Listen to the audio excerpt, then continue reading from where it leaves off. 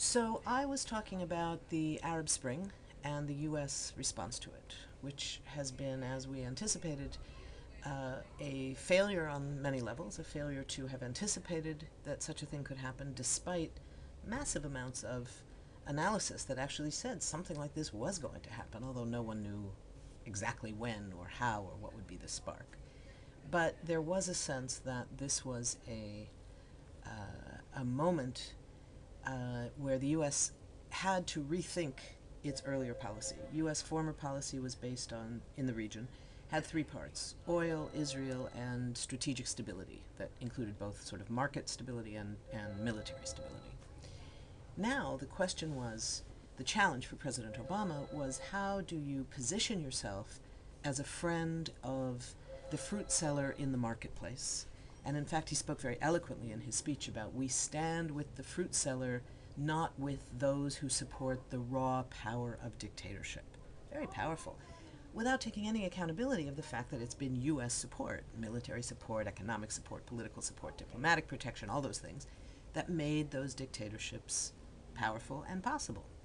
So, having said that, the challenge was, how do you position yourself as that while maintaining your existing relationships with the current dictatorships that still remain, and positioning yourself to be in a influential position vis-a-vis the new emerging governments in places like Egypt and Tunisia. And what do you do about Yemen and Syria and all these other places? What do you do about Bahrain? What do you do?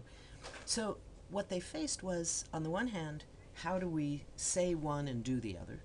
But on the other hand, they were actually looking at, are those three things, oil, Israel, and stability, are those the right interests we should still be identifying in? And that's what is kind of a moment for us to intervene and say, no, as a matter of fact, they're not. We haven't had a lot of moments when anybody has rethought those three categories of interests.